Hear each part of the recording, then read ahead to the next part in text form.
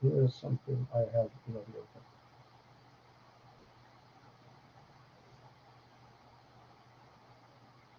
Oh, the first day that we signed up for Monday.com, our department. So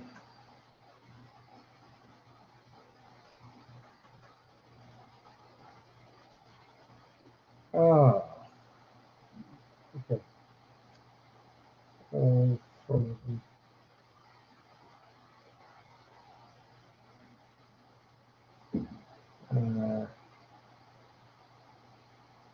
I like this.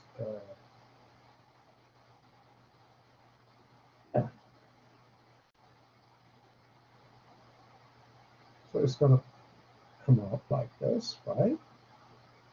It's the playlist. So you can. Hello. So that's the entire playlist. So if those videos are not showing anymore on the in Blackboard, it's because they are more than 5 days old, right? That's been there for more than 5 days. Then you can go directly. You can go directly to uh, my YouTube channel, right? And then recover, or retrieve, whatever videos that you want missing. Okay. All right. Let me. Whole heck of a lot about visual. All right. So where was I? Yeah. Back to. So we need to talk about the geometric average because last time we talked about the basically arithmetic average is inaccurate. That is overstating, so it's inaccurate. And so we need geometric average. And the reason we need geometric average is because of the compounding, effect.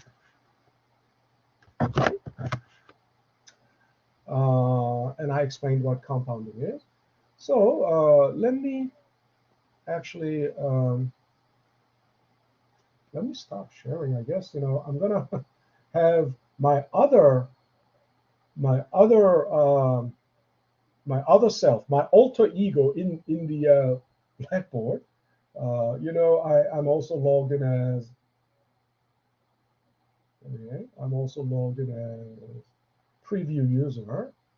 So I'm gonna switch to that to share the screen. So let me stop sharing the screen.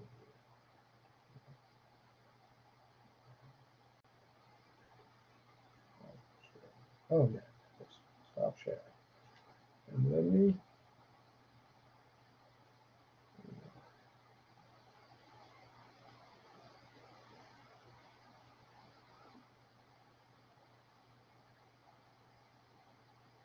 Okay, I gotta share it from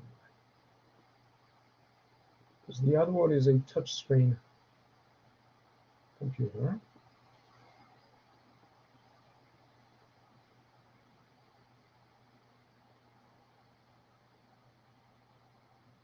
All right. So I want to.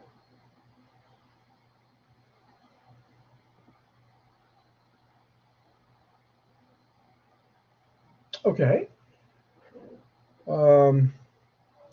I use an example of making a deposit of $1,000 in the bank as an example of compounding, right? Remember that? I told you if you put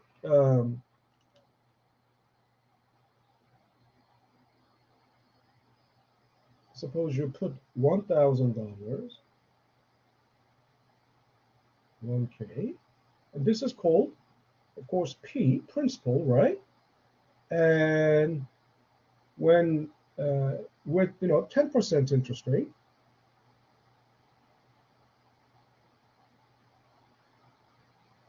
let's call it R. Now, 1 year later, we know there's going to be $1,100, right? It's because there is principal of 1K and the interest of $100, right? Which is 10% of 1K. So 1 year later, we're going to have 1.1K.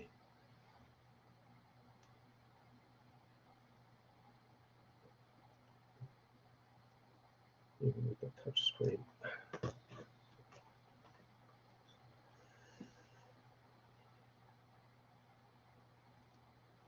Okay. Now we know this 100 is, if we break it down further, we know this 100 is the result of what? Result of 1K times 10%, right? Now, if we rewrite this, this is, right? This is basically, this whole thing is basically principal plus principal times interest rate. Isn't it right? And of course, this is called, this is the interest in dollars, right? Dollar interest. So we know,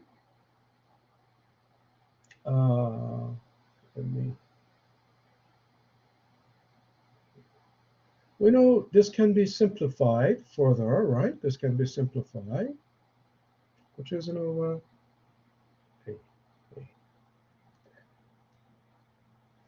which is,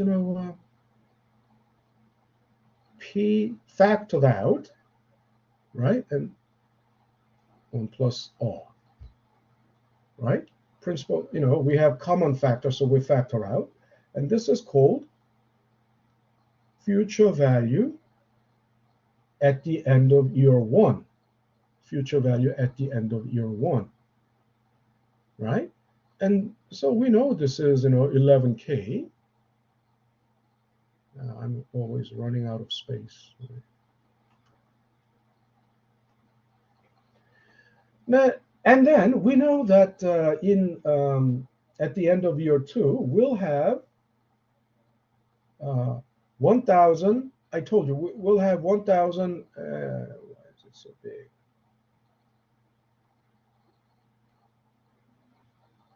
We'll have $1,210, and I explained this last time.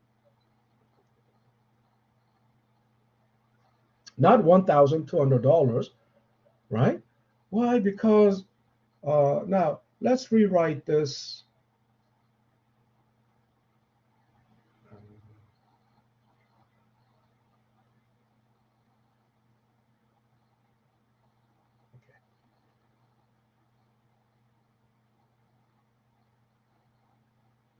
So at the end of year two, think about it. We have already 11K sitting there, right? Because at the beginning of year two, it is, so principal sitting there is no longer $1,000, but $1,100, because that's what you will end up. That's what you will end up with at the end of year one. So that will be what you will be starting with at the beginning of year two. And it's going to earn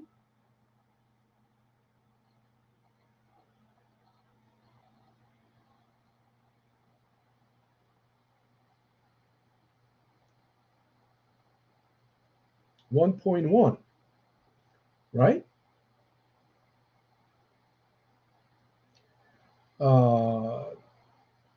10%, 0.1, and then it's going to be, 12.1K, not, Again,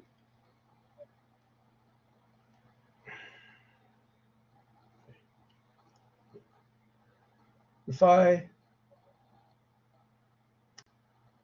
represented algebraically, right? This is fv1 times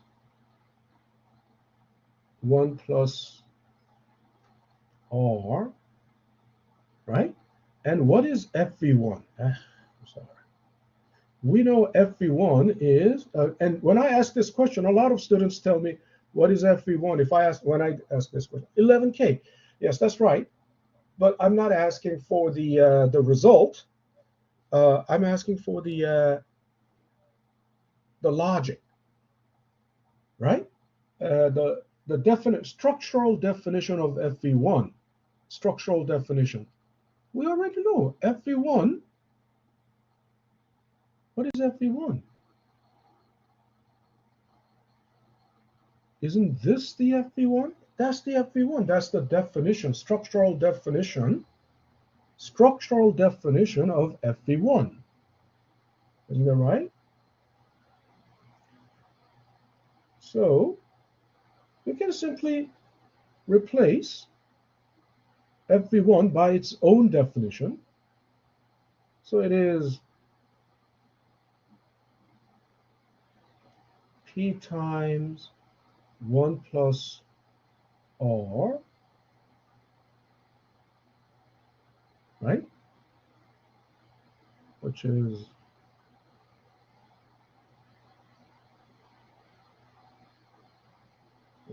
fv1, right? And then times 1 plus r, right? Then we know that's what fv2 is, right? That's what future value at the end of year 2 is. Excuse me. And but we know this can be simplified further. I mean, nobody writes it like this, because 1 plus r times 1 plus r. We know we can write it as p times 1 plus r squared, right? Now then, how much is going to be there at the end of year 3, right? Remember, we put at time 0. At time 0 is the beginning of year 1, right?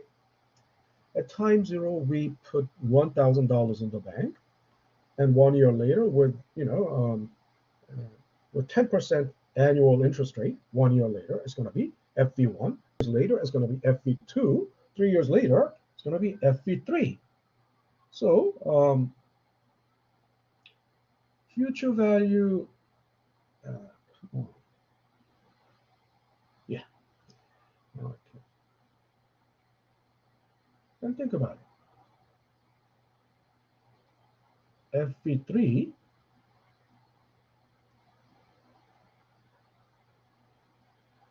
is basically, think about it, starting from at the beginning of year 2, right? We're going to repeat the same logic. At the beginning of year 3, fv2 will be already sitting there. Isn't that right? fv2 is sitting there at the beginning of year 3. And this fv2 will earn interest for 1 year. Now, then that means what? We can rewrite this. First of all, fv2 is what?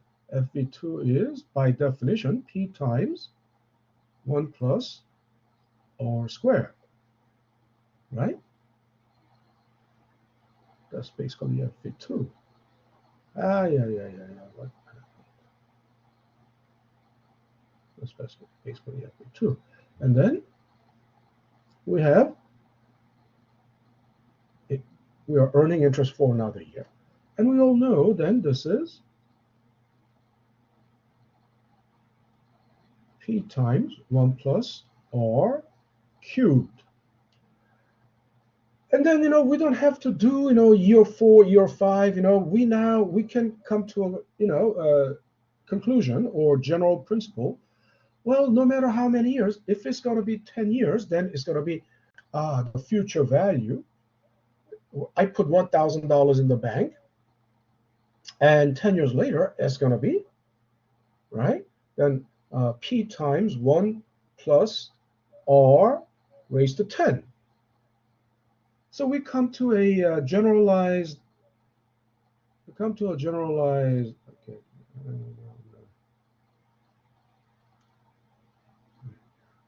generalized conclusion that, no matter how many years it may be, FVN will be P times 1 plus R raised to N. Okay? So then, think about it. If N is 10,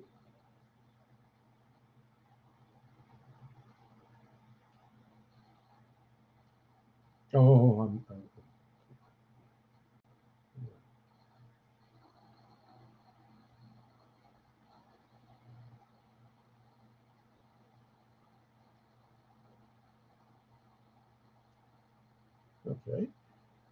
What if N is 10? 10 years later, all you need to do is, what if N is 10?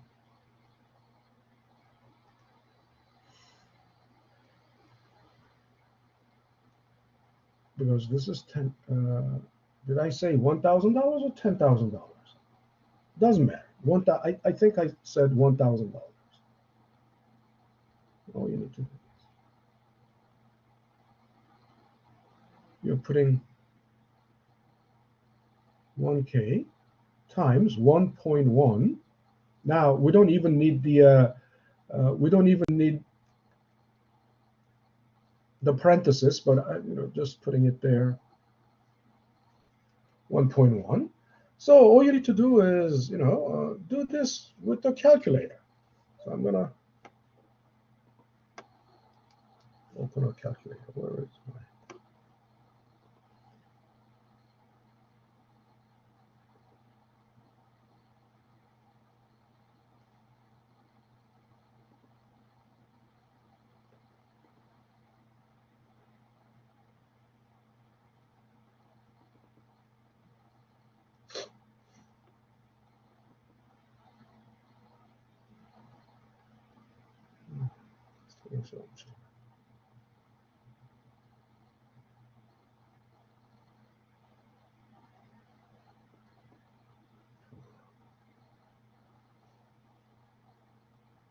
And also we can do this with Excel, but I'm not gonna do this on the calculator because it's taking so much time. I guess it's already open, right? Okay, it's open. So all you need to do is just 1,000. Let's try to open it. Times 1. Oops. No, 1.1.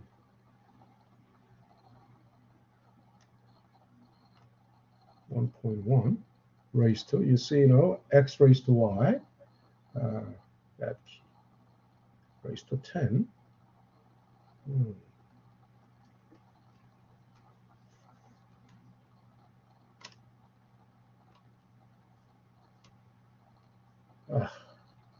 He's not.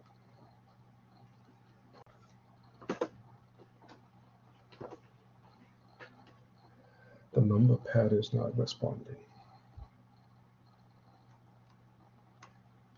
It's the 10.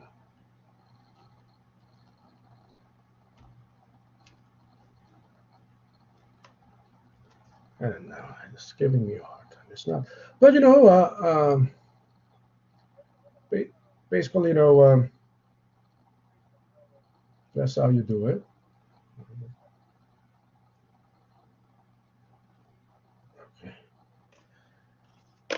Now, but why am I talking about this now? Why am I talking about this?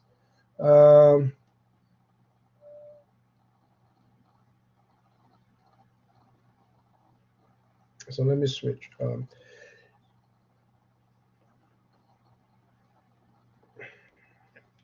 Stop sharing and.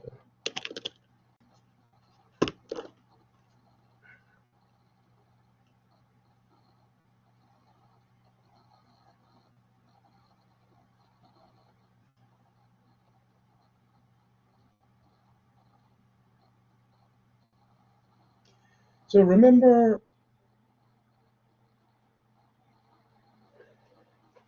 we have scenario 1 and scenario 2. We have scenario 1 and scenario 2. And then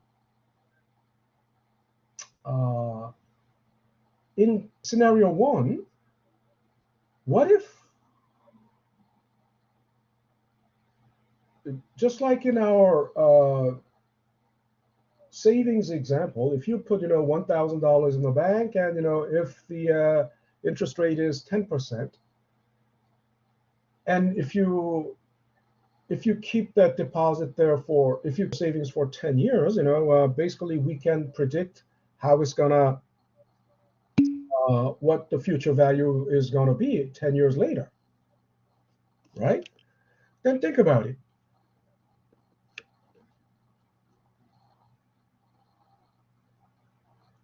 In case of the bank, it's only because the bank is paying 10% interest rate every year. Because 10%, so even every year it's 10%. However, if the bank is paying different interest rate every year, different, which is which is not what banks would do, but if the bank is paying different interest every year, it could be like this. It could be like this. Think about it. Another way of looking at it is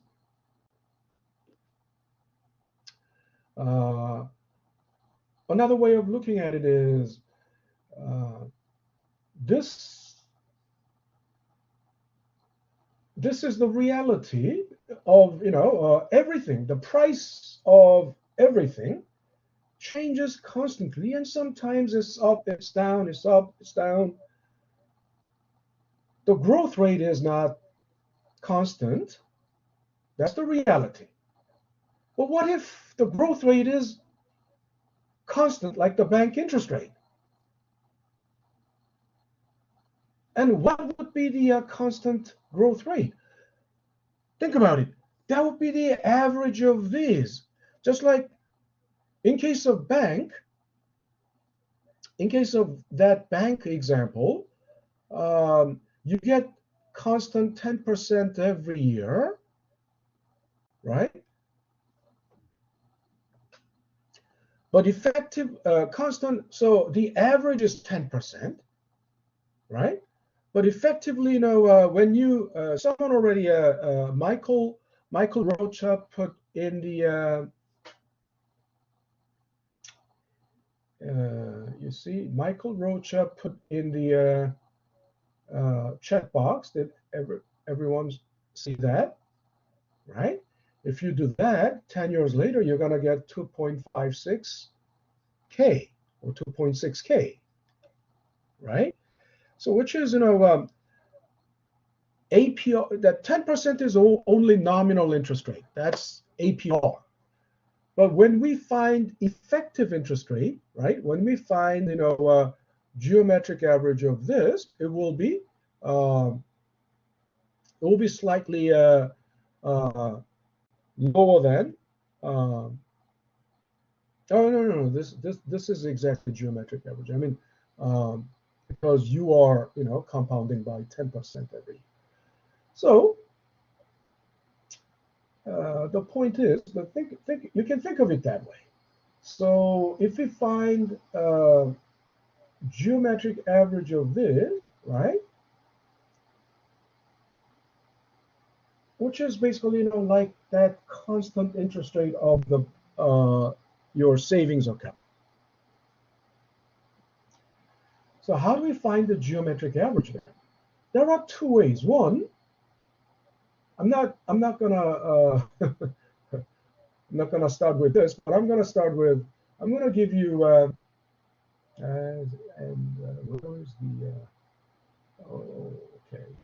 Um,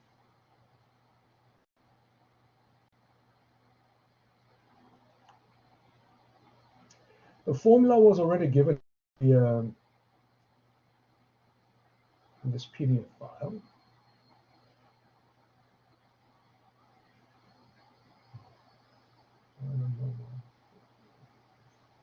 It's taking so much time. I might have to restart my computer at some point. Oh.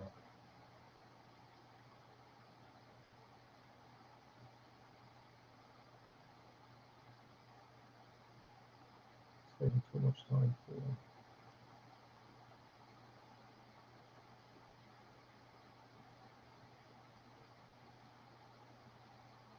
Okay, out of 16 gigabytes twice so much.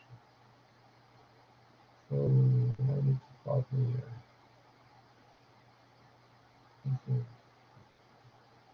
okay. So here, and I already flashed. In passing, I flashed it in the last class. So the growth rate, or the geometric average, compounded growth rate, or the geometric average is pt plus n over pt raised to 1 over n minus 1. So where did this formula come from? That's another lecture. And when we get to topic 3, I will show you how this formula is derived. But for now, you can find geometric average this way, but that's only for scenario 1. That's only for scenario 1. So for scenario 2, it's going to be a little different story. But scenario 2, formula for scenario 2 can be used in general. Okay, it can be used in general. So the formula is, oh,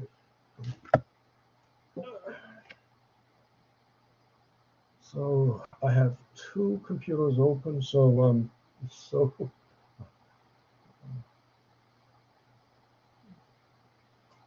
so confusing because sometimes I'm using the keyboard of another computer. So look, what is PT plus n? This is PT plus n, right? Because that's our, n, when n is 11, that's the end of our timeline, and that's the final data point of our data set. That divided by beginning, right? PT raised to 1 over, we know it is 11. We know it is 11, but I want to make sure, because 2016 minus 2005, that's 11. But just to make sure, I want to use count command. And we have how many data points do we have?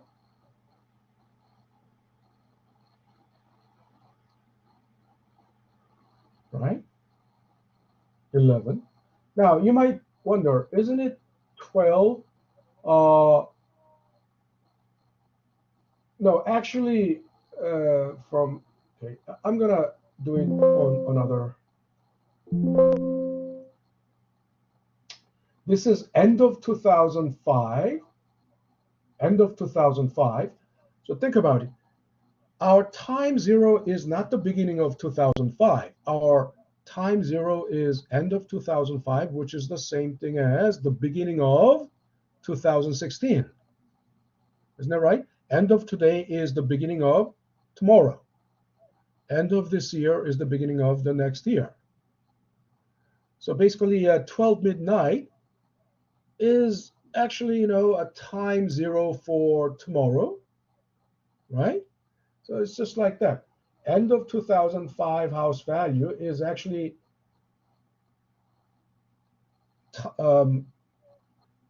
price at time 0.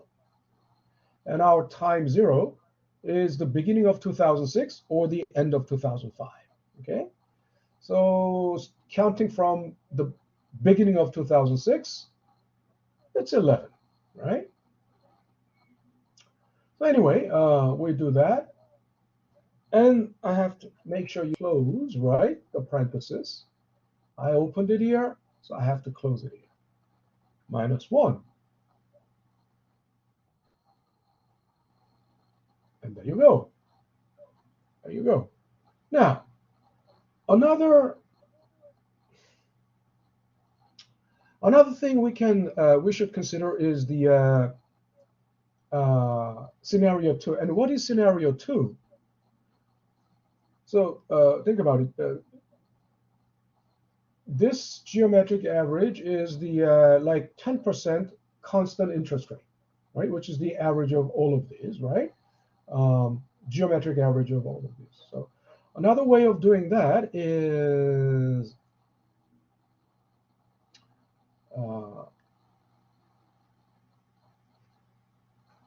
here. This is 1 plus growth rate. So I'll just do I'll make it here. 1 plus g, and then if you drag it down, okay. So these are all 1 plus g, 1 plus g, 1 plus g, right? So remember, what is this for?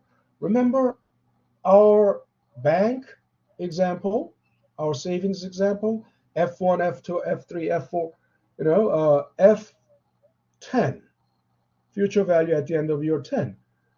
Then what is that? It is basically, to get to a FV10, we had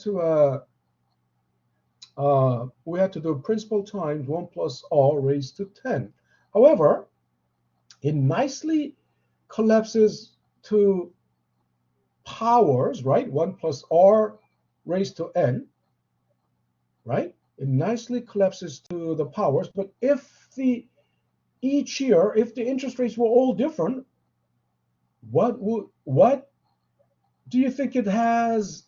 What do you think it looks like? What do you think it should have looked like if the interest rates were all different, right, year by year? Well, it would have been like principal times 1.2 in the first year, and principal times 1.2 times 0.91 times 1.32 1. Think about it. The result is the future value 10 would be the successive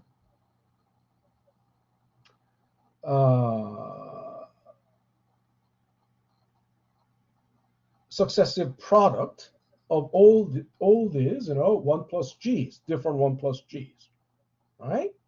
Makes sense. And in our bank example, it looks nicely, it collapses nicely into right? It collapses nicely into 1 plus g raised to 10. But if g1, g2, g3 are all different, you cannot collapse it to like that. You will have to write it all like that. So then to get to this, what would you need to do? You will have to basically multiply all of these, right? Which is called the product. So instead of I'm gonna use a product command, which means it's doing basically this times this times this times this times it's a product, right? So there you go. That's the product. In other words, that's the result of multiplying all of these. So if you multiply this by this, what do you get? Exactly, you will get to this, right? So that means that it checks out. It's it's correct. So I'm gonna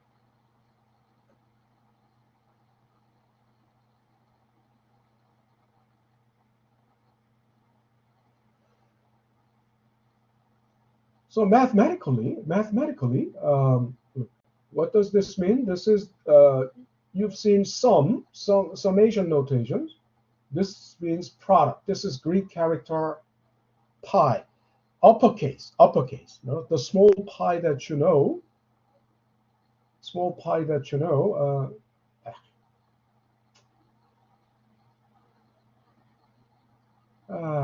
it's so slow. Okay, I'll just whenever it comes up. But this is up. Okay, there you go. That's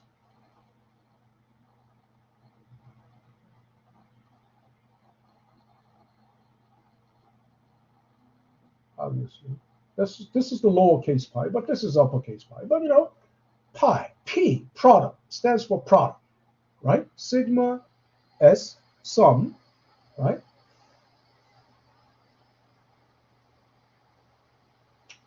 So just like summation notation, right? This is the product. That means you are multiplying all 1 plus g's, gi's, in which case,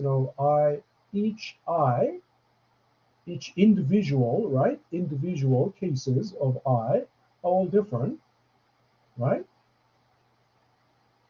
But if gi is gj, that means this one is equal to this one is equal to this one. When you found geometric averaging, in other words, just like in the bank, in the example of the bank, if the growth rate is constant, right, everything will be just the same. You don't need any subscript to differentiate one from another, right? For all i's that's not equal to j, right? So this is year 1, year 2, year 3, growth rate in year 1, year 2, year 3, year 4. For all of those different years, if the growth rates are the same, right, then all of this simply, think about it. This means, actually, originally, what that means is every year it will have to be different. It will be, right? Every year it will have to be different. However, if we have a constant growth rate, then it all nicely collapses to, right? It nicely collapses to 1 plus g raised to n. Nicely collapses to 1 plus g raised to n. So then, to solve for g, you need to take the nth radical, that's called nth root, because square root is called square root because it is only square. Third root or cubic root is called cubic root because it's cubed. Fourth root, 1 over 4, right? Fifth root, fourth root or fourth radical, fifth root or fifth radical. So nth root or nth radical, right? Which is, something you have already seen. And -1 will give you that, geometric average. So that's what you already saw here. This is 1 over n, right? Nth power. It's not nth power, but nth root, nth radical, right? Inverse of power. Just like that, we can use the same thing. So here, okay, so the product of all of these numbers, we have it here. That's the product. Isn't that right? So we raise it to 1 over n. Once again, I'm going to count. I know it is 11, but just to make sure. When you have a long data series, then it's important to make sure that you are, if you're visually counting, obviously, you can make a mistake. Data series. You can count this, or you can count this. It just doesn't matter. But count this because that's the number of data. And close parenthesis, -1 There you go. What is this? Turn it into percentage.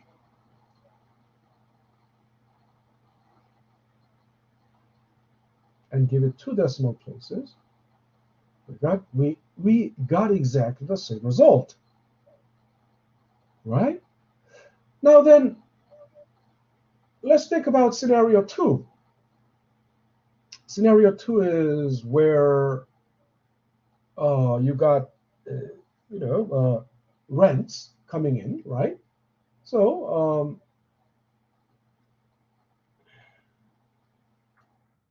annual return each year is, annual return each year is capital gains plus cash flow,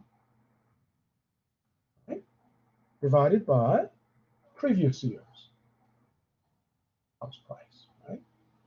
And then we drag it down.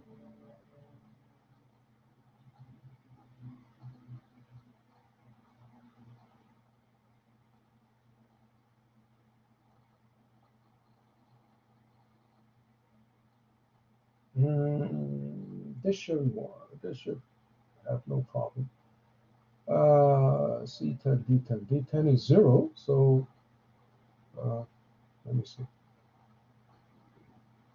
I'll just put 0 there because there was no income.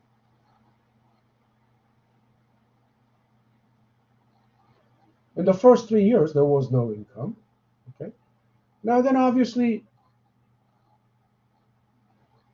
G and R should be the same thing in the first 3 years because there was no,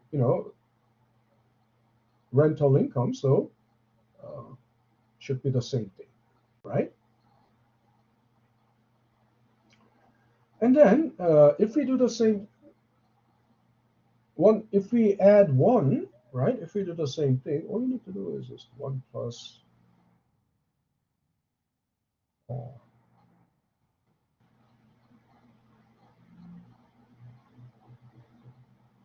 Okay. The product of all of these terms, I'll just, and then you want, right? You just, drag it to the right, and, I did the same thing, right? So on the scenario 2, in scenario 2, your annualized return or geometric average is 16.34%. Under scenario 1, annualized return or geometric average is 11.57. And also we have Excel has a built-in function which I prefer not to use, but I will still give you anyway.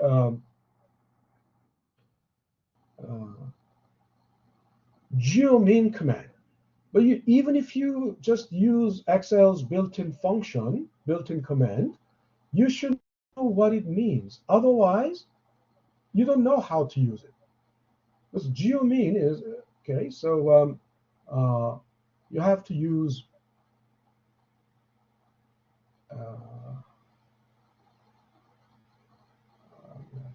okay.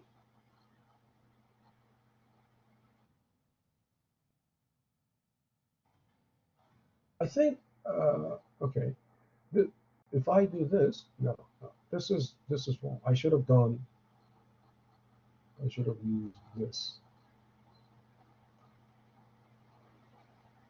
Okay, we get the same result. So think about it. You got to understand why we're subtracting 1 here. Okay, but without understanding this, and you will come to, as I said, topic 3 is more analytical look into these formulas. So then you will understand why there is -1 there.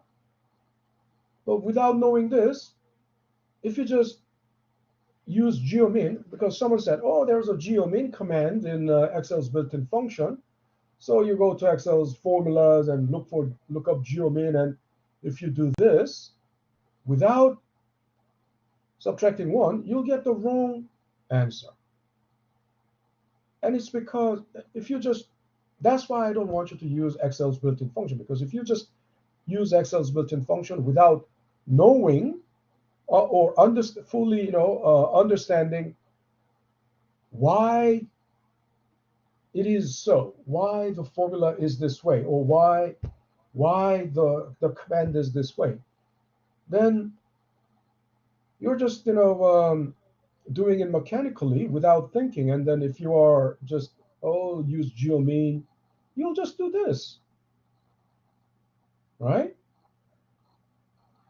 So,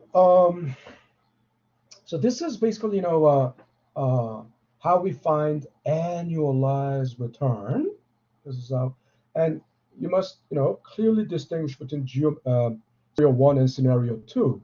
Scenario 1, that's when the there is only price appreciation or depreciation, no additional income, right? Scenario 2, there is additional income, right? Like when you buy a house, think about it. Scenario 1 is the case where you buy the house and just live in it without uh, without so there's no, without renting it out, but there's no additional income for the first 3 years. This person, this guy in the example, for the first 3 years, since he bought the house or she bought the house, just lived in that house. So it was just home, primary residence. And then from year 4, this person started renting it out. I mean, house has, multiple stories. He lives on the 3rd floor and he rents out 2nd and 1st. That's possible, and there's rental income, right? But there's cash flow. That's scenario 2, and I'm using this house value example because it's pretty much the same with the financial instruments as well, like stocks and bonds. Bonds pay. There are bonds that don't pay any interest, and there are bonds that pay interest, which are called zero coupon bond and coupon bond. Coupon bond is the bond that pays interest. Zero coupon bond is the bond that doesn't pay any interest. And in the case of zero coupon bond, there will be only capital gains, no cash flow. And in case of coupon bond, there's not only capital gains, of course there can be capital loss as well, but coupon bonds pay interest, so you get interest every 6 months. Now in case of stocks may or may not pay dividends. If the stock doesn't pay dividend, if the stock doesn't pay dividend, there will only be capital gains or capital loss, right? Some years it has capital gains, some years nothing, some years capital loss, okay? And capital loss is basically negative capital gain, right? Negative capital gain. And if the stock pays dividends, some years it has dividends. I mean, it's not like when the stock pays dividends, it pays dividends for a good number of years. It's not like it's suddenly, 1 year it pays dividends, another year it doesn't. No, it's not like that. They cannot switch like that. But they can be dividend paying stocks, but they can stop paying dividends. And why? To internally accumulate capital, to equity capital, right? To strengthen its financial soundness. So if they stop paying dividends, then they don't pay dividends for a long time, like a decade, and then they can resume paying dividends again. Apple did that. Apple, for almost more than a decade, they stopped paying dividends and they started to pay dividends again, only around 2010. Um, anyway,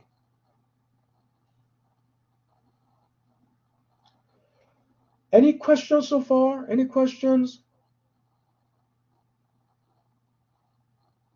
Any questions?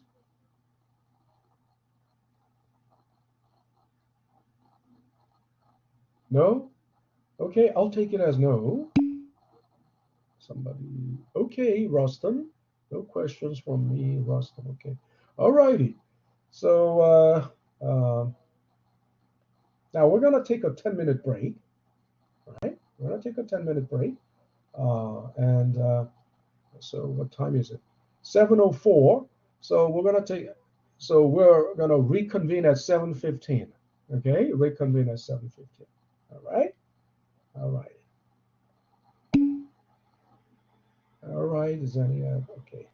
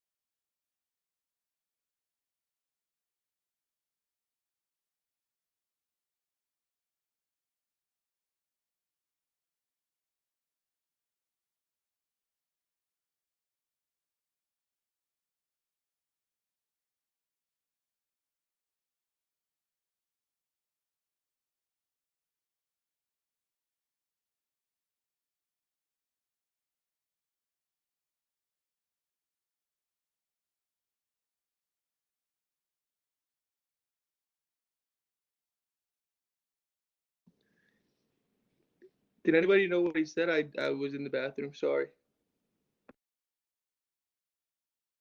We went on a little 10-minute break. Thank you so much. Appreciate it.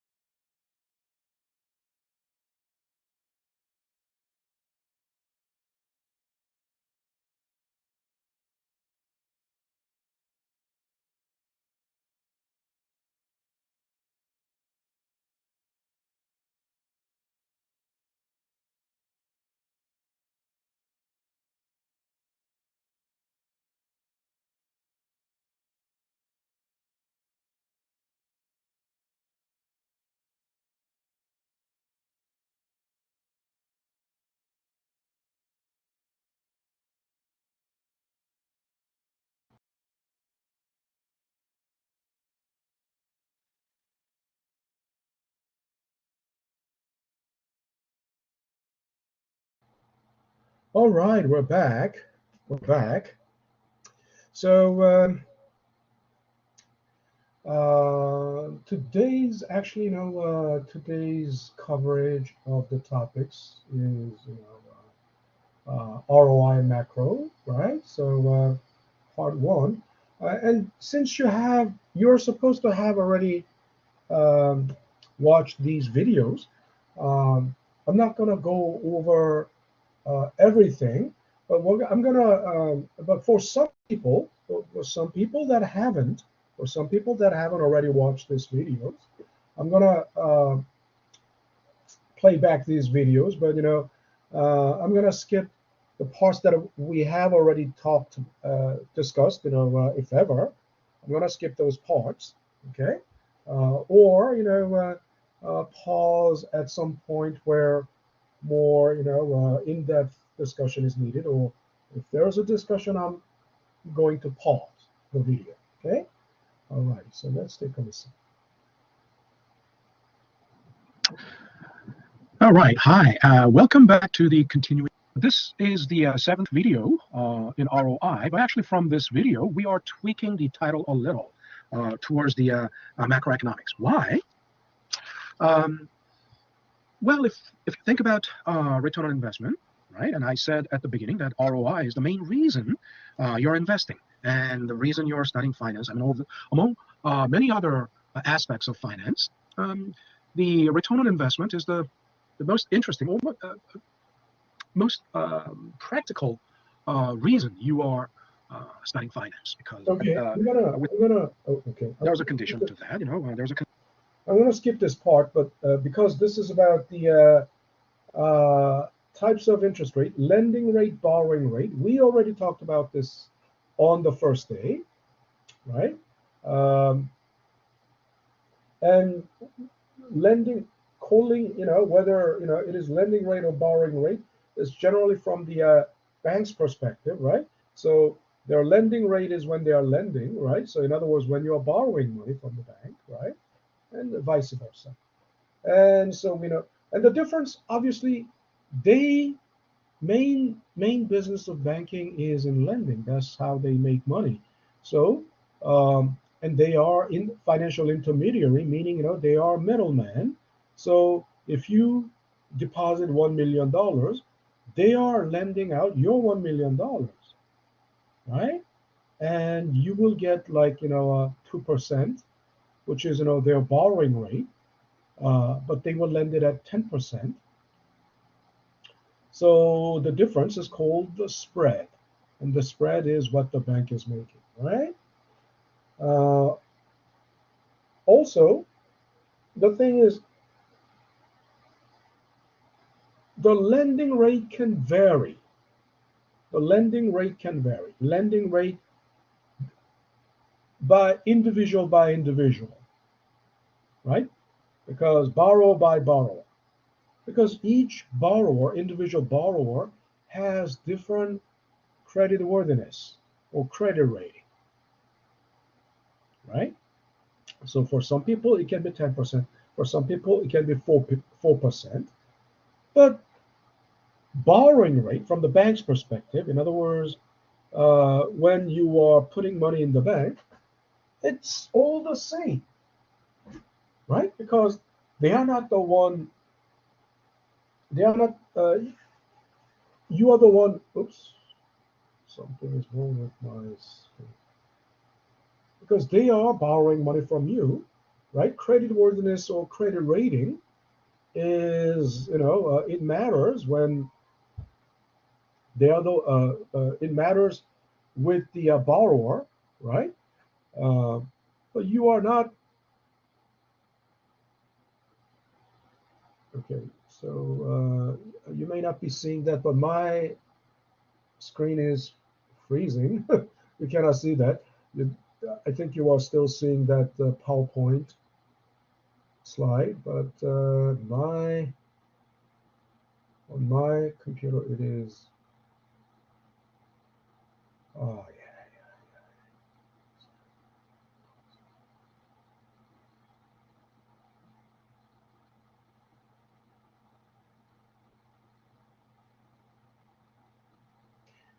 But while it is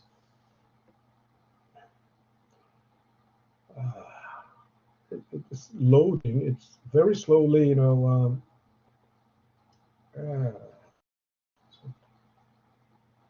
I can keep talking while it is doing it, whatever it is supposed to do to recover. Yeah, it's like that. That's the black screen. That's what you see. So where was I?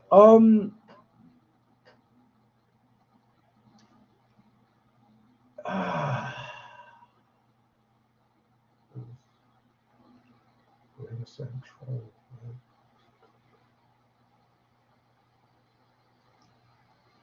Okay, just in the meantime, while that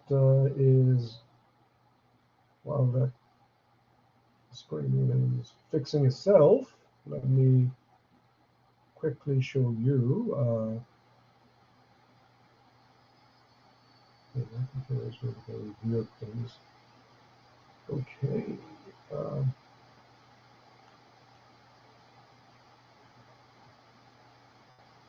This is one of the ETFs that I'm watching.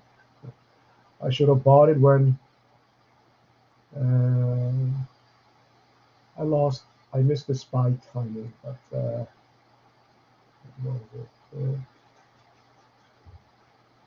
I should have bought it sometime around, and that was like early. I should have bought it.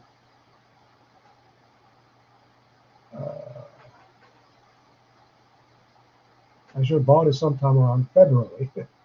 But anyway, that could have been a very good entry point. Now it is kind of, but this is a pretty good ETF. And I wonder how many of you know the term mode. I mean, just as part of your vocabulary. You know what mode is? Does anyone know what mode is? Mode is the trench of water, right, around the castle, right, around the fortification. Because in the Middle Ages, when they were fighting wars, basically they were trying to defend the castle, a fort, and they were, trying to attack the fort. And there's usually a channel of water, around the castle to prevent the enemy from just accessing the gate of the castle. So that's called moat, right? And this is an ETF that consists of a lot of stocks that are acting like a moat. But anyway, hence they are named moat. Let me check if that. No, that is still. Oh yeah, there it is. Let's try. Constraint, constraint is the risk that comes along with it, because all. So we understand the lending rate can vary, right? By credit rating, right? And then there's nominal interest rate. There's simple interest rate versus compound interest rate. We already talked about this, right? Why compounding is needed. I mean, it is automatically built in, right? Think about it. Your $1,000 that you put in there today, 1 year later will be 1,100. But in the second year, that is already sitting there, right, at the beginning of year 2. So that's going to be automatically, it's going to get compounded. It's already structurally built in. Compounding is already structurally built in, right? So we understand it. Then nominal interest rate versus real interest rate. Nominal interest rate is just, like simple interest rate. For example, they say they are going to give you 10% a year. However, so 1 year later, you're going to have $1,100 in your bank account. But what if there has been 10% inflation between now and the end of the year? Or between now, let's say now is time 0, the beginning of the year, and time 1, between now, T0 and T1, between now and 1 year later, if there is 10% inflation, your $1,100 will lose purchasing power by 10%. So although nominally there are $1,100 in your bank account, its actual purchasing power is exactly the same as time 0, right? With $1,100, you can buy just about the same amount of goods as last year. Why? Because everything is 10% more expensive on average, right? So think about it. If a bottle of Coke is $1 today, right? But there's 1 year later, it will be $1.10 with 10% inflation because everything is 10% more expensive. Then even with $1,100, all you can buy is just 1,000 bottles of Coke. Now, what's the difference then? A year ago, you had $1,000, and a bottle of Coke was $1. So with $1,000, you could buy only 1,000 bottles. And now, 1 year later, even though you have $1,100, it's still the same thing, right? Why? Because the inflation has wiped out that $100 that you earned by interest. So nominal, in real terms, right? Your interest rate is 0 then, isn't it right? Because 10% nominal interest rate is wiped out or canceled out or offset by 10% inflation. Okay, but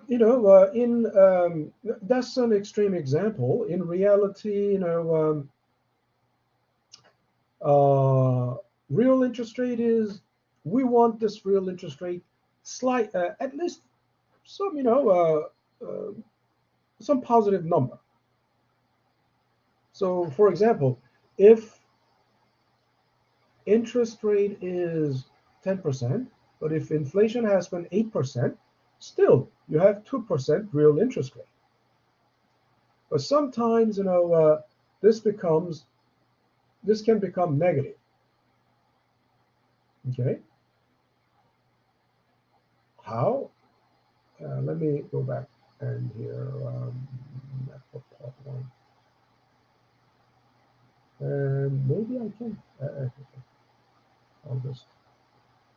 Oh no! What am I doing?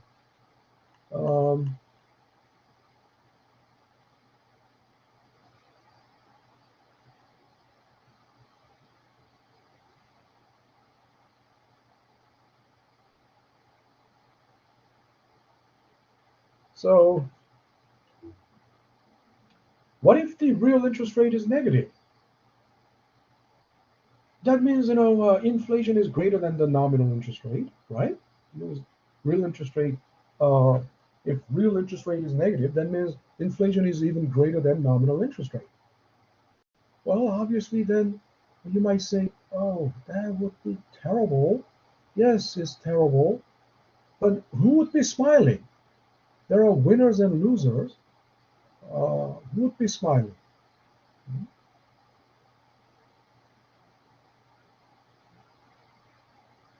There are certain, winners even of the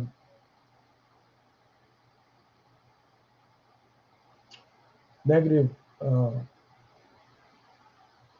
Let's think about it. So if nominal interest rate is real interest rate plus inflation, that means real interest rate is nominal interest rate minus inflation. Okay, pi is the symbol for inflation. Okay, pi is the symbol for inflation in macroeconomics, right? It is a symbol for profit in microeconomics, but in macro, it is a symbol for inflation. So what if this is negative? What if the real interest rate is negative? Now, lenders will be very unhappy, right? Because you are a lender to the bank. Remember, you are passively becoming a lender when you put your $1,000 in the bank. You're passively becoming a lender. The bank is passively becoming a borrower. Lender-borrower is not a very pronounced or express relationship. It can be very passive. U.S. government is a borrower. And they say U.S. government is the greatest debtor, biggest debtor in the world. And why? That makes you feel bad? Does that make you feel bad? And if you're a U.S. citizen, does that make you feel bad? Some people might think, I'm offended. Why is the U.S. Why should be the U.S. Be the biggest? I'm a proud American, and why is U.S. government, in such a shamble? Why are they the biggest borrower in the world, biggest debtor in the world?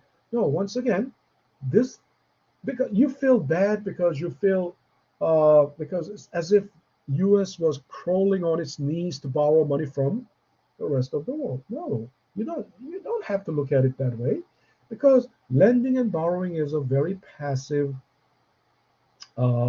it's a very passive act. Why? Because U.S. Treasury, U.S. federal government, right? U.S. Treasury is always selling bonds, U.S. Treasury bond, or Treasury bill, Treasury note, and collectively it's called Treasury securities. They are selling Treasury securities, and it's open to anybody. Anybody means domestic or foreign, domestic and foreign, right? And anybody also means literal individual and institutions. So it can be an individual, it can be an institution, like banks, or companies, or domestic or foreign, right? So when foreigners, and when we say foreigners, it doesn't mean foreign individuals only, because in your mind, foreigner means just a foreign person. No, not just foreign person, but foreign institutions as well. Foreign institutions, foreign governments, foreign institutions, foreign governments, foreign people, persons, individuals are all foreigners. And in the financial market, because it's open, all foreigners can buy U.S. Treasury. Okay? Then selling Treasury means U.S. government is borrowing money. Buying Treasury means lending money. So it's passive. When they buy, we become automatically a debtor. Right? And why is U.S. And it's not only to foreigners, to domestic institutions and domestic individuals as well. Now the composition, let's say, then the composition. What if the composition of what is the composition of domestic and foreign buyers of U.S. Treasury? I don't know the exact number, but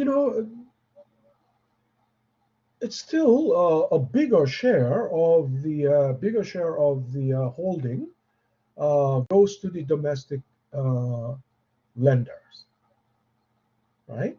Probably 55 to 45 or 60 to 40. But still, foreigners also hold huge amount of U.S. Treasury. That's why foreign debt, or U.S. government debt to the foreigners is very large. And U.S. currently, so U.S. national debt is pretty much like 280% of the annual U.S. GDP, which is huge. But think about it, that's not necessarily a bad thing. I mean, think about it, if you are an investor, I mean, if you have $1 million or $1 billion, let's say you have $1 billion, but if you are someone in Zimbabwe or Cameroon or some in underdeveloped world, especially, or if you are a billionaire in Ukraine or in Russia, are you feeling comfortable keeping your money in your country? You wouldn't feel safe because and in a country like Zimbabwe or some in underdeveloped world, um, there's always political. It's always in political turmoil. Economy is in shambles. You don't feel safe keeping your money in your own domestic banks, domestic financial institutions. If given a chance, everybody would want to park their money in the safest economy in the world. And then where would that be? The U.S. economy. So that's why U.S. became the biggest debtor in the world. And it's because U.S. economy is popular. U.S. Um, the productivity of the U.S. economy is popular. It's in demand, right? So it's not necessarily a bad thing. But again, the question was what? The question was, what if this is negative? Real interest rate is negative. Then think about it. Borrowers will be very unhappy because even if you have nominally $1,100 now, I mean, 1 year ago you put $1,000, but 10% inflation was there, right? It wiped out. So purchasing power of your 1,100 is still the same as 1,000 last year. But from the borrower's perspective, well, this is an opportunity. Why? Because they are paying back $1,100 nominally 1,100, but actually they are paying much less, 10% less, because in terms of purchasing power, right? Real purchasing power, they are just paying back something like $1,000,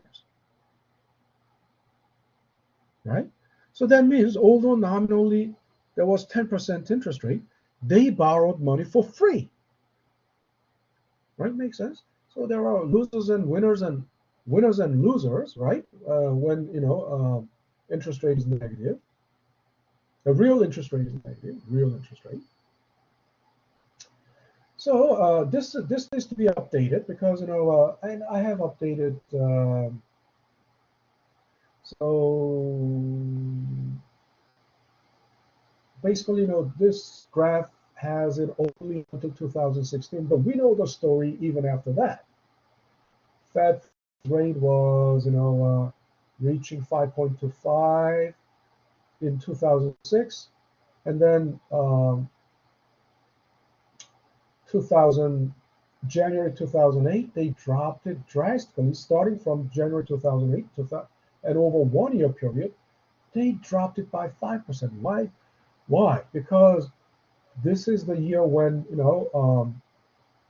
subprime mortgage crisis broke out, right?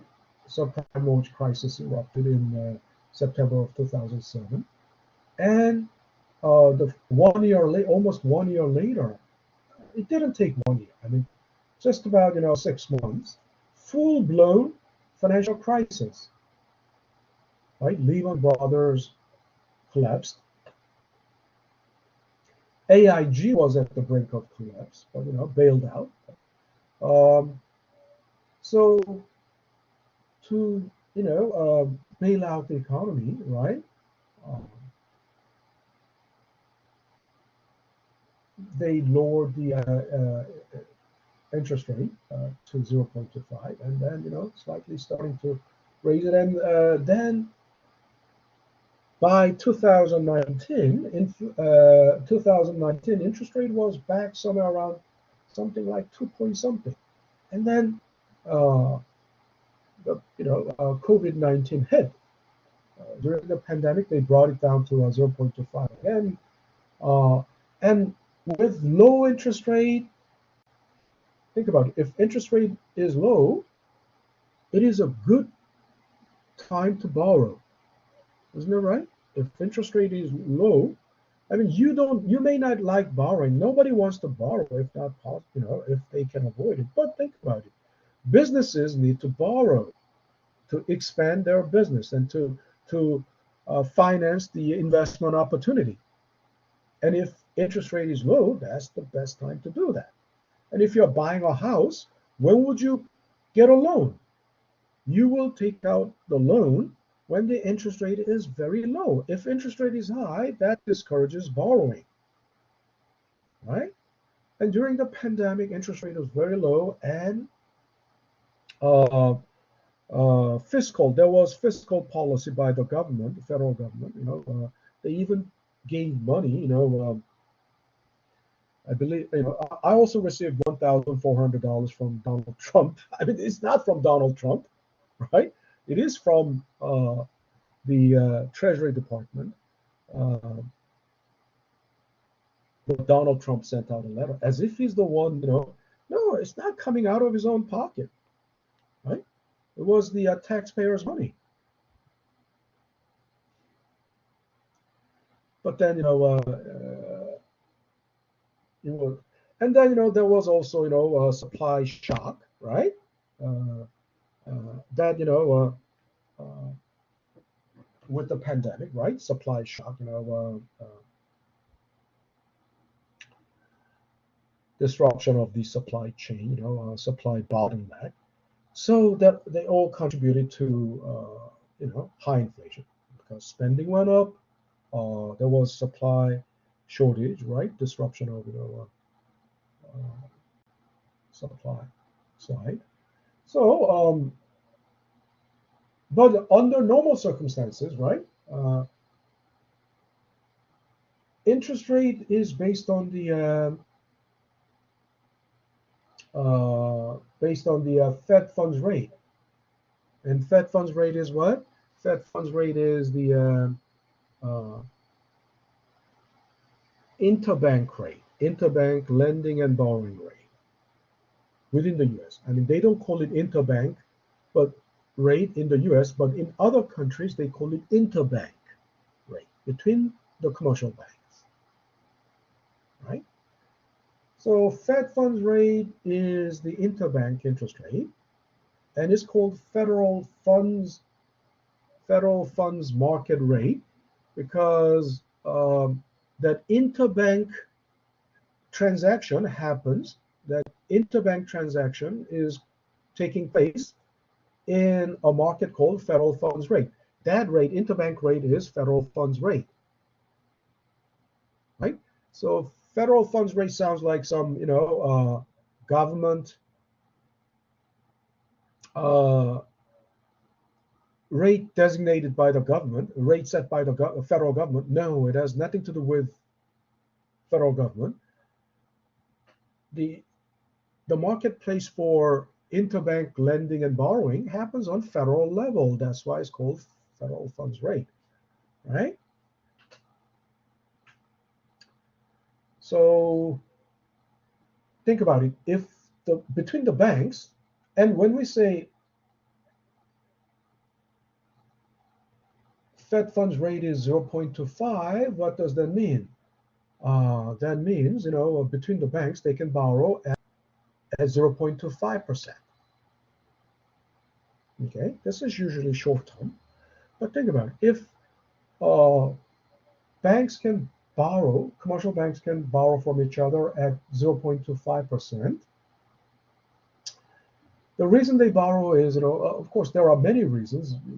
One, at the end of the day, if their balance sheet doesn't balance out, then they need funds to make it, to make it do. Or they have a lending opportunity. I mean, Mr. X walked into the bank, and he wants to borrow $10 million. And Mr. X is an excellent, excellent borrower, meaning his credit rating is very, very high. If your credit rating is 840, that's as high as it can get.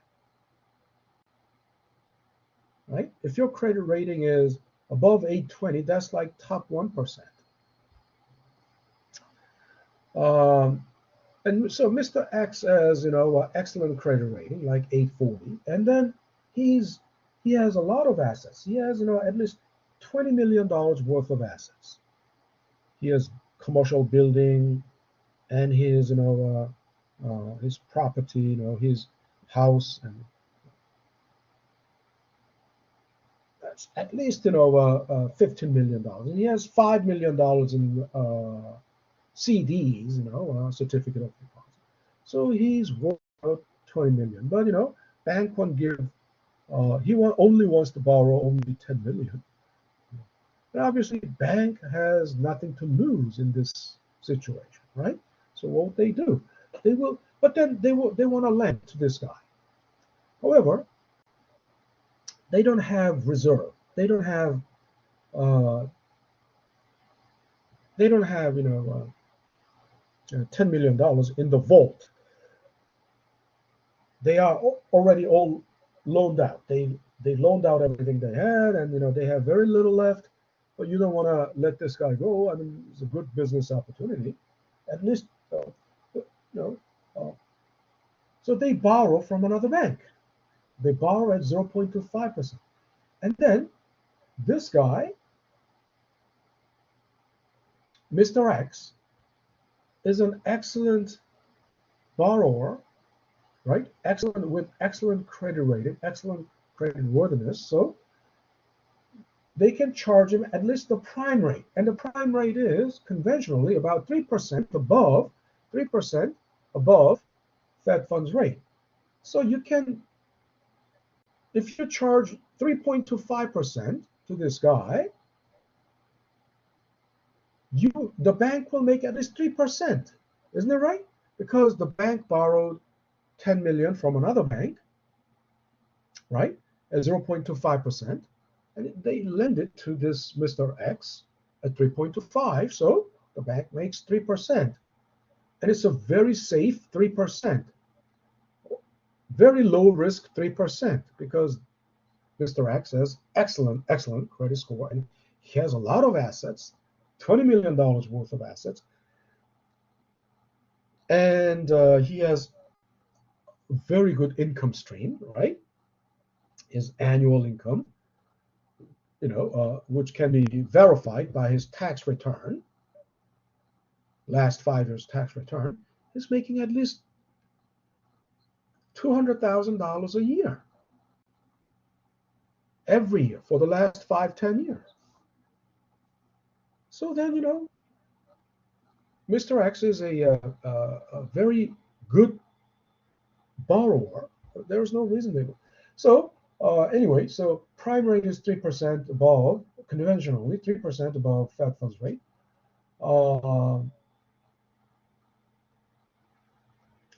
Now then, what does the Federal Reserve? I told you. What does the Federal Reserve have to do with the Fed funds rate? And I told you, Fed funds rate is the rate between the commercial banks. So it's an interbank rate, right? Fed funds it's not determined by the some government authority. And Federal Reserve is not a government agency, right? Federal Reserve is actually although the Fed chair is appointed by the president, It's actually a something like a consortium of commercial banks. Um, However, Federal Reserve has more than just commercial. I mean, Federal Reserve has almost like a regulatory responsibility, but it's like a self-regulating body, self-regulating. I mean, it wasn't by the government, but uh, basically a consortium of commercial banks. But they're commercial banks needed some regulatory agency above them, right? They cannot self-regulate. So obviously, Federal Reserve is the one that can do that. So the role of the Federal Reserve is keeping the interest rates at the basically containing the it's called double mandate or dual mandate. Federal Reserve has a dual mandate, meaning it's got two goals, right? One is keeping the price level or keeping the price level uh, or inflation at a steady, stable uh, level that would that would be conducive to economic growth, right? And then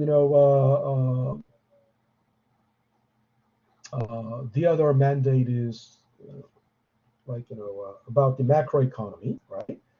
Um, so anyway, Federal Reserve doesn't set dictate or set the Fed funds rate, but it sets the target rate. But the actual market rate, it sets the target Fed funds rate. But since the Fed funds market rate is independent of any uh, uh, it's not dictated by any authority, but it is the result of the market condition, demand and supply, right? Actual Fed funds market rate is determined uh, by the market mechanism, demand and supply. So by setting the what Federal Reserve can do is by setting the uh, target Fed funds rate, they work through the market mechanism to bring the actual market Fed funds rate close to the target rate, right? And then think about it. This is how what monetary policy is all about. If the interest rate goes up, we all know borrowing will be discouraged, right? Borrowing will go down. And we all know if interest rates are high, it's hard to borrow. It's burdensome. I mean, if the mortgage interest rate is, if mortgage rate is just 2%, everybody will try to get mortgage and buy a house. But if the mortgage rate is 15%, 10%, 15%, who's going to borrow? That's going to be very burdensome. I mean, if you borrow $1 million every year, it's like $100,000. Of course, as you continue to make the payment, since the principal goes down, the interest will go down as well. But roughly, think about it. In the first year, it's like $100,000. But businesses, most of all businesses, right? When they see an investment opportunity, meaning opportunity for growth, right? They need funding. Where do they get it from? They get it from the banks. But if interest rate goes up, that goes down. If borrowing goes down, money supply goes down. Why? Because all the expansion expansion plan for the businesses will be put on hold. It will be stopped, right? People won't borrow home mortgage. I mean, people won't borrow to buy a house or property, or to buy a car, or that will be put on a hold. Will put on a hold. If they are put on a hold, then all the hiring plans will be put on a hold too, right? So there will be fewer jobs to go around. There will be fewer resource purchases. I mean, if construction were to happen, the construction company will buy materials, construction materials, and they will increase hiring of workers, but that's all put on stop. Then these people the workers that could have potentially could have got a job won't have a job. They won't have income. Construction materials, the manufacturers of construction materials, their sale will decrease. Obviously, they have then less income. They cannot hire more workers. So the whole economy, throughout the whole economy,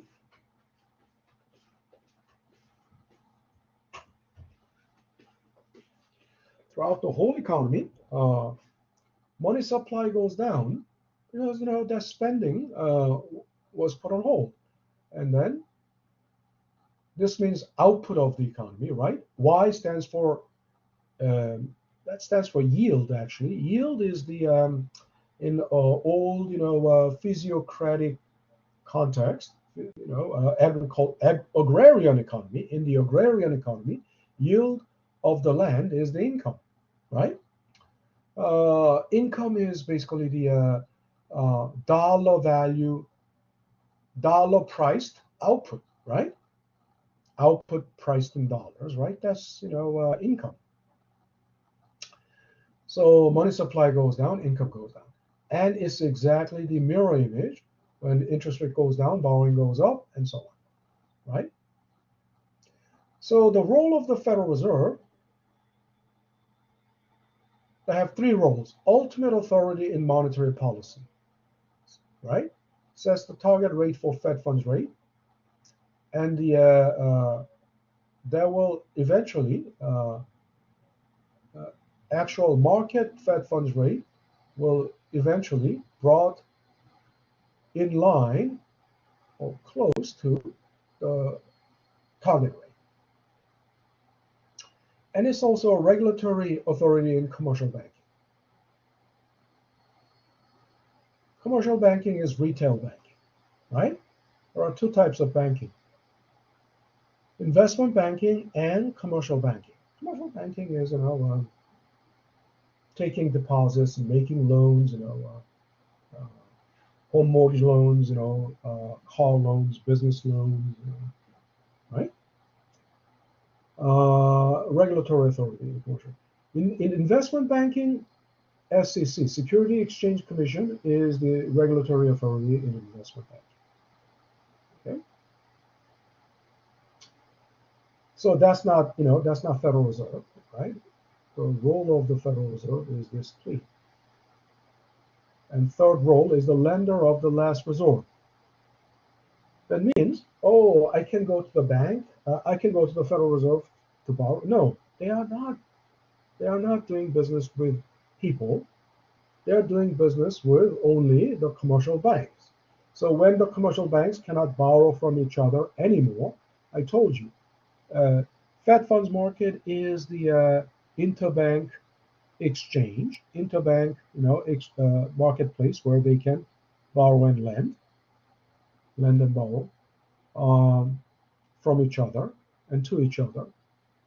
But when they cannot do it anymore, when I cannot find any more lender in the, I'm a commercial bank, and if I cannot find any more lender in the Fed funds market, then I will go to the Federal Reserve to borrow. So it's the lender of the last resort. Okay. So then, what is the how does the Federal Reserve implement monetary policy. In other words, how does the Federal Reserve raise the interest rate or lower the interest rate? Basically, the Fed funds rate. And I told you they set the target rate and then work through the market mechanism to bring the actual market rate close to the target rate. Well, there are three ways.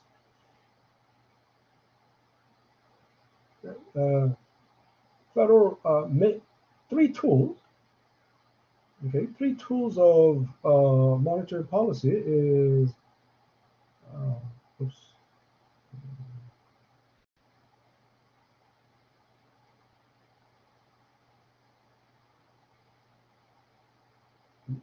One, market operation. Two, discount rate using the discount window, and reserve ratio, changing the reserve ratio. The main tool is this. Main tool is open market operation. So, what is open market operation? So, open market operation refers to the bond market. Okay, I've been telling you, bond market is open to anybody. Anybody can buy bond, and in the bond market, U.S. Treasury. It's not in the bond market. A lot of companies sell bond, right? Those are called, corporate bonds. And the bond is a borrowing. Bond is a debt security. And there isn't only the corporations that sell bonds in the bond market, but there's also U.S. federal government. So Treasury Department, U.S. Treasury, right? U.S. Treasury Department is the one that goes into the bond market and borrow money for the U.S. federal government. And there's also state governments and local governments like state and municipalities, state government and municipal governments, right? They also sell bonds. New York City also sells bonds, borrow money.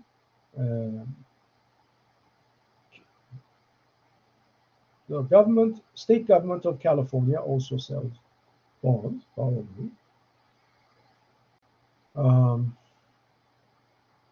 And I told you, open to anybody, individual or institution, foreigners or domestic, national, state, local government.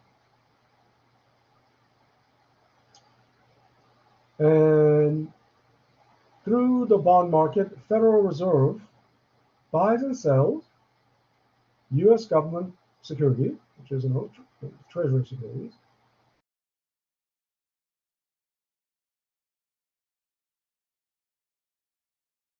right? Money, but buy. I mean, didn't they sell? But if they buy, who are they buying from? Actually, they are buying back, right? They buy back. Federal Reserve buy back from those who were once holding U.S. treasuries. Okay? They buy back.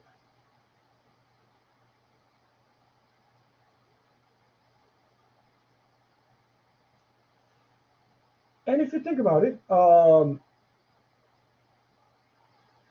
what is a bond? Bond, I already explained it, is a debt instrument with standardized features, so it can be easily traded in the market. So all the bonds have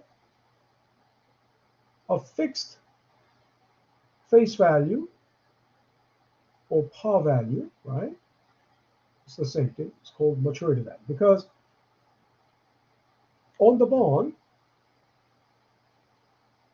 on the face of the bond, $1,000 is printed, right? So that means, this is borrowing. We are borrowing 1,000, and that's what they pay at maturity. I mean, the bond has maturity, like 1 year, 2 years, 3 years, 5 years, 10 years, 20 years, 30 years. Okay? So at maturity, you will get 1,000. And until then, you will receive interest. Interest is called coupon. Okay? But it's not usually, it is in 2 semi-annual coupons. So that means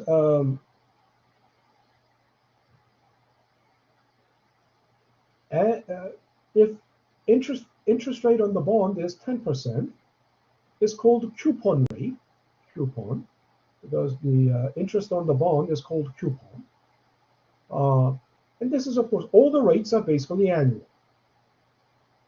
All the rates are basically APR, right? All the rates are. And the annual, if annual coupon rate is 10%, 10% of this $1,000. So annually you will receive $100, but I told you, since it is being paid out in every 6 months, in 2 semi-annual coupon payments, so every 6 months you'll get $50, right? And that goes until maturity. So if the outstanding maturity, remaining time to maturity is 5 years, there will be 10 coupon payments, right? Makes sense? And total will be, of course, $500. And time to maturity is also standardized, like, 3 months,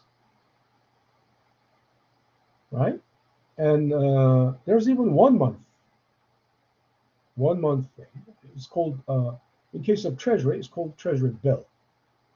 Anything that has maturity less than 1 year is called a treasury bill. 1 month, 3 months, 1 year, and then 2 years, 5 years, 10 years, 20 years, 30 years, right? So the bond, and it's in case of treasury, right? But the businesses can also borrow. Think about it. Sources of business credits is, first of all, institutional lenders like banks. Businesses can borrow from banks, financial companies, short-term, for short-term financial companies, long-term banks.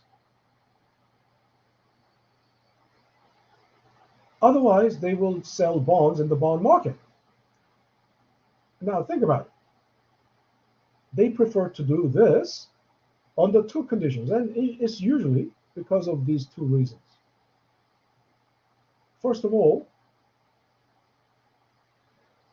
the amount they can borrow is limited if you're borrowing from one single bank. You might wonder, what about if you're borrowing from multiple banks? Banks don't like it. Why? What if, suppose your business is borrowing $1 billion from 3 banks, Bank C. You borrowed first, $50,000, $1 billion, so $500 million from Bank A, and then borrowed, $300 million from Bank B, and borrowed $200 million from Bank C. Now, you started to borrow from Bank A, so Bank A is the seniority. A senior. Your obligation. Bank A has the senior obligation. You have senior obligation to Bank A, then to Bank B and Bank C. Bank B is senior to Bank C, and also in a dollar amount. And think about it. Bank B and Bank C won't like this situation because the payback. If this bank is, if this company is going bankrupt, and whatever assets they will have to be liquidated and paid back. But if that doesn't liquidated value of the assets is not up to $1 billion, right? Let's say it is only worth 400 million, 400 million. It will be the loans that are senior will get paid first. Of course, this can be partitioned by the bankruptcy court, because bank B and C won't just sit not getting anything. But anyway, think about it. You can tap into a bigger amount when you use the bond market. Two, bond market interest rate can be lower than the bank interest rate. And if the bank doesn't want to lose this customer, if the bank doesn't want to lose this customer, this borrower, to the bond market, they will have to give better interest rate, or give competitive interest rate. But anyway, so bond is a debt instrument, and the bond can be classified depending on the term and depending on the issuer. I only used Treasury, federal government, and corporations, but you understand there is also state government, right? State and local.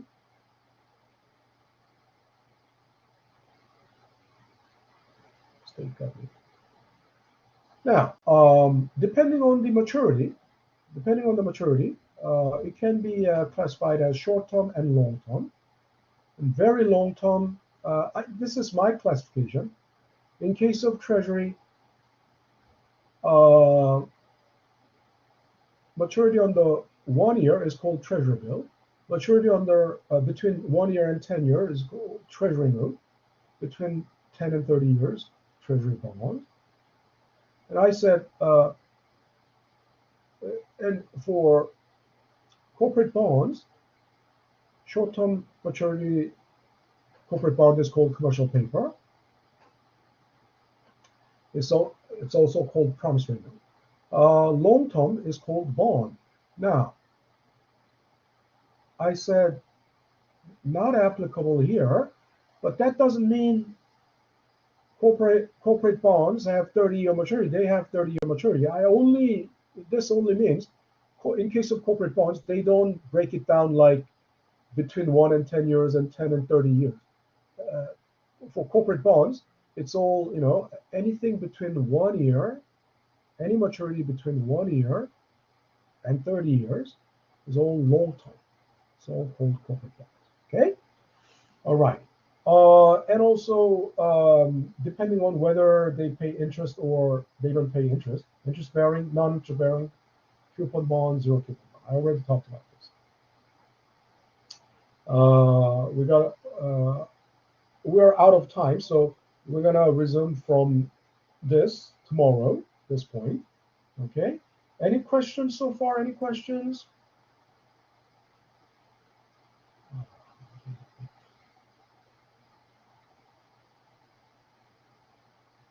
Oh, okay. Stop. Any questions? And please, those who don't have any profile picture just yet, please make sure you have profile picture next time. Okay? I think somebody asked a question. Thank you, Professor. You're welcome. You're welcome. Thank Michael, first quiz. You mean the first? There is something actually titled first quiz. That's gonna come. But first assignment, it was already announced, right? It's gonna start Wednesday 27th. Okay, go to the